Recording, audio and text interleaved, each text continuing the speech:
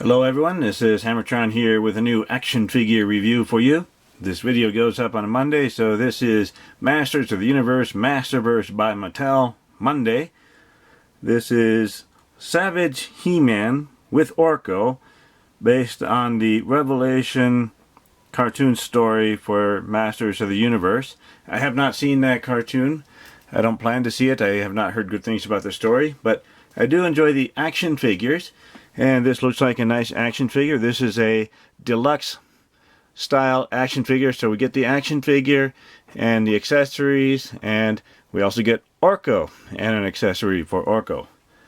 So it's a bit more expensive, but this one looks like a nice set.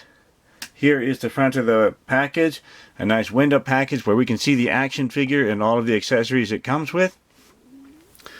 Here is the top of the package. Here is the bottom with some manufacturing information. Here is one side of the package with the name, and the other side of the package with a picture of Savage He-Man. Here is the back of the package with a little biography about the Savage He-Man. Nice picture, although this picture here makes Savage He-Man look like he's huge, and the action figure doesn't quite look that large.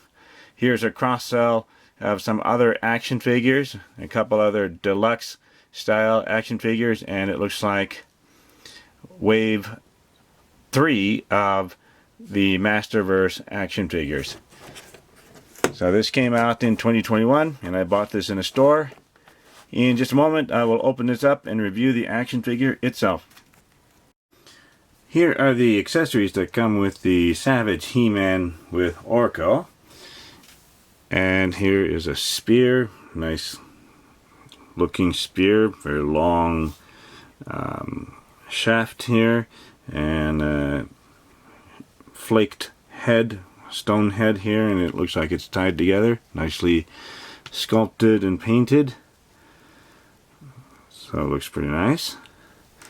Here's the He-Man sword, and it looks like it's a bit warped here, so perhaps Savage He-Man bent the sword because he doesn't know how to use it, so maybe that's what happened, or just came warped in the package. So I think we could straighten it out, but we want to be careful not to break it. But it looks like it's nicely sculpted and painted, other than warp where it looks bent. It looks pretty good. Here's a battle axe. Some nice sculpting detail on it here.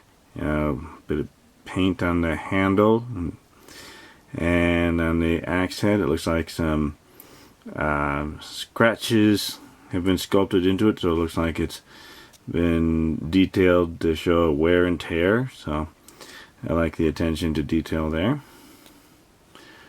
And then we have a pair of hands, and this is the right open hand. This was on the action figure in the package, so I've already traded this with the gripping hand to try out the weapons. Here's the gripping hand for the left hand. I have not tried this one yet. I have not switched the hands yet, but I did not have to heat up the forearm before I pulled this out and plugged in the other hand, so that part seems to be working nicely. Nicely sculpted, and not a whole lot of paint, if any, but it looks nice. Here is Orko. Let's see how tall this Orko action figure is. Looks like, according to the tape measure, a little bit less than 6 inches tall, with Orko floating in the air, or a little less than 15 centimeters tall. Let's take a look at the details of this action figure. It seems to be a bit wobbly here, right out of the package. Now, the arms were tied into the plastic action figure tray. I didn't notice that at first. I was pulling this out and the arms were getting bent, so the arms are pretty soft and pliable. So good thing I didn't pull any harder, otherwise I might have broken something. But looks interesting. I have not seen the Masters of the Universe Revelation cartoon, so this Orko looks different from the original. Still looks like Orko. It's interesting details on the hat here. Some of this plastic is very thin and pliable.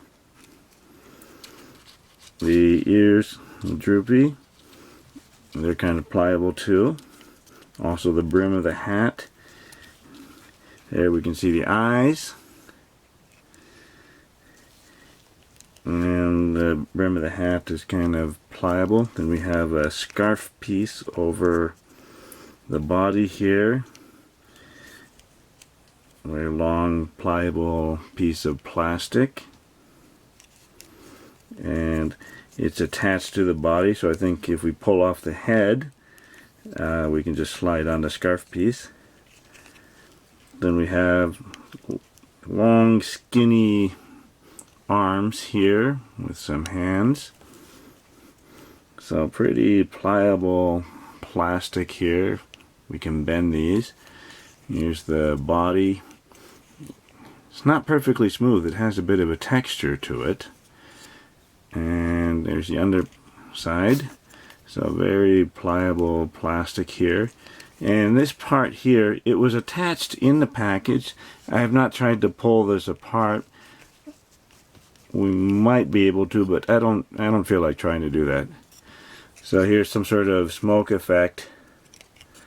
Kind of a translucent plastic to simulate Orko floating. So it looks pretty nice. It's hollow plastic here. We can see a bit of metal there to hold it together. There's another one up here. Another metal piece. I don't know if we can see it here. But it's just like this one here, holding it together. So let's take a look at the articulation. So the head seems to be on a ball joint, so we can just turn it around. It goes all the way around like this. Turn it. So that works. The arms are attached with tiny little ball joints there, so we can stretch out the arms about that far. Move forward and back.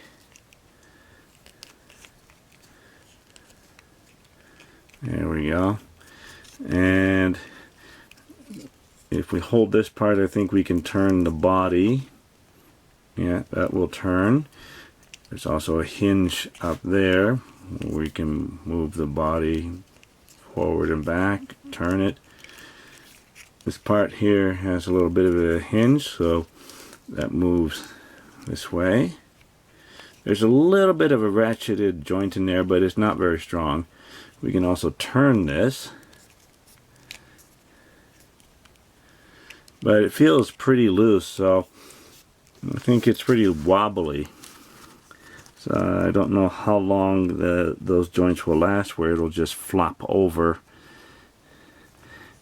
You can't really get it to stay in a particular position, so now it just seems pretty wobbly, so that those joints are not very stiff.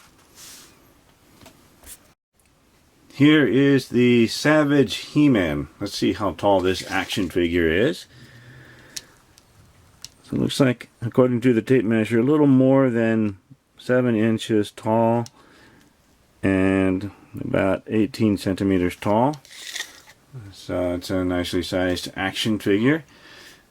Let's take a look at some of the details. Now, if we look, we can see that his head is kind of jutting forward and he's kind of hunched over.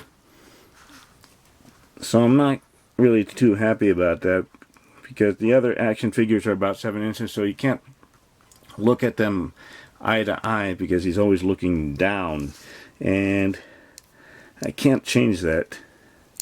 So he's stuck in this position. So I guess Savage doesn't want to look at people in or eye to eye. So long hair, pliable plastic. Looks like he has an angry expression on his face there. And I think this upper body part here, I think this is different from the other He-Man action figure, so that's a new part. The head might be new and the upper body part is new, but I think the other parts are pretty much the same as the other action figure. So he has a abdomen there, loincloth, muscular arms here, no bracelets. Now I have traded the open hand for this weapon gripping hand, so I didn't need a hairdryer to heat this part up, so that one worked.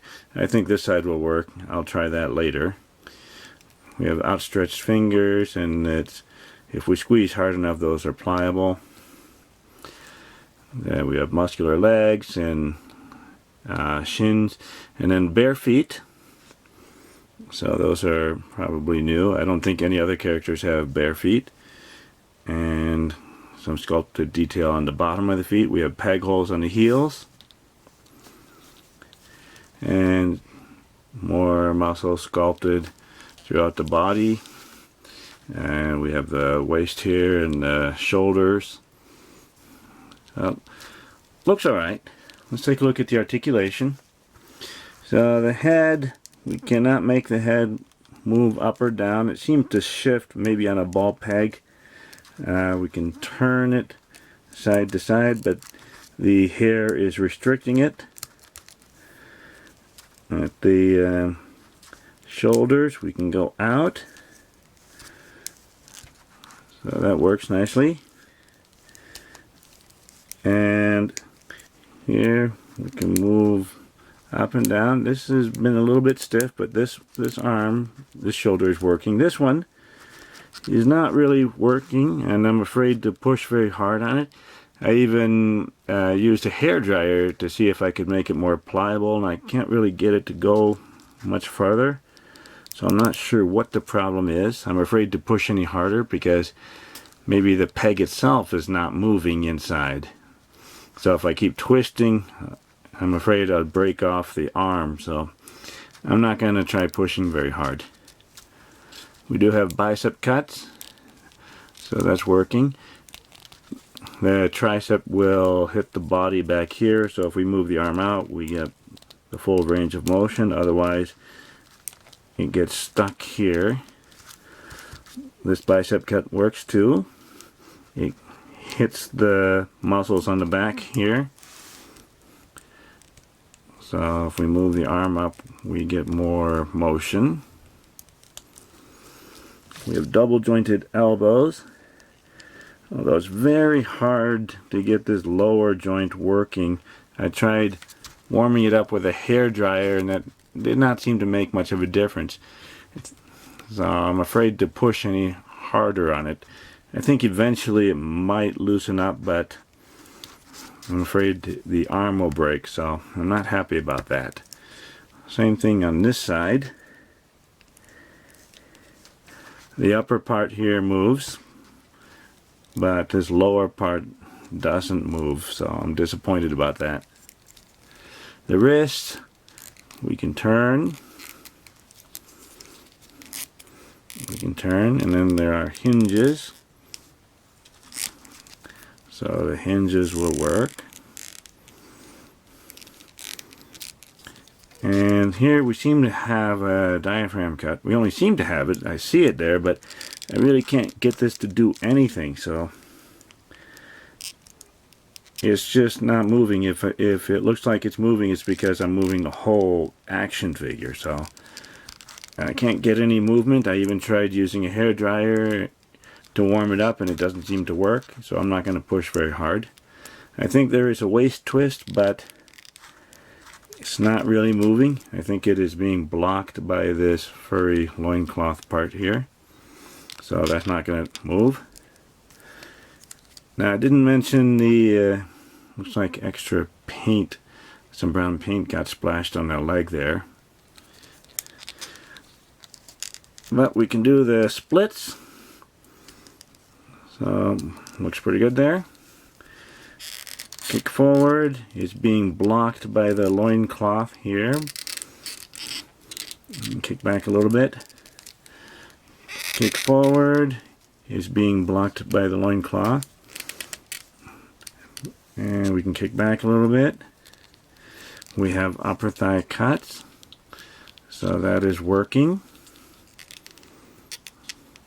That is working. We have double jointed knees. That side is working. This one, this is about as far as I can get it. So the lower part is moving for me, but this upper part does not move on this leg. I have not tried using a hairdryer on this part yet. I might try it later on, but I'm not happy about that. I shouldn't have to. So I don't know why this side is stuck and this one isn't. We have what would be a boot cut, except he's not wearing boots. So it just kind of looks weird on his leg there, but I guess that cannot be helped. But those are working. And then we can move the ankles down. This ankle is a bit stiff. This one works better. So we can point down and we can point up. So this one is working better. Then we have ankle pivot.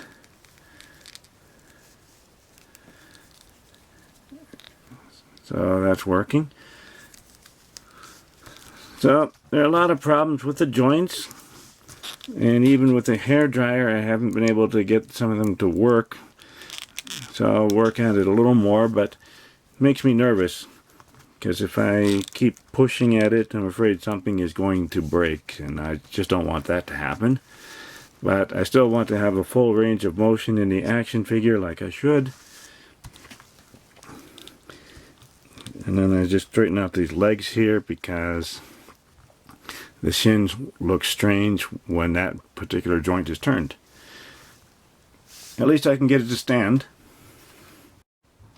Here is Savage He-Man with Orko. So they look like they go well together.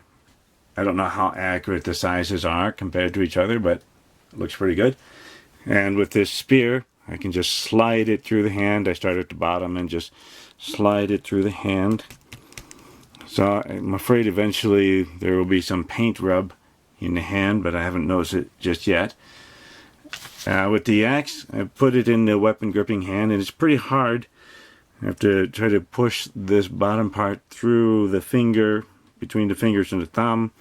Once I get it in there, then the action figure can hold it, but still pretty tough to get in there. So maybe a hairdryer would make the hands more pliable, so that would be easier to put on there. And the same thing with the sword, because of this part sticking out, makes it hard to push it in between the fingers and the thumb. But the weapon gripping hands will work with these because I've already tried them before. Here is Savage He-Man and Orko next to a pair of 4-inch action figures. On the right is an adventurer from an Animal Planet set I reviewed a while ago. On the left is the Fortnite Jonesy action figure by Jazzwares, and I think they look nice together. I could use the Savage He-Man as a giant that the 4-inch action figures are having an adventure against. And Orko would make some strange floating alien or magical creature that the adventurers encounter.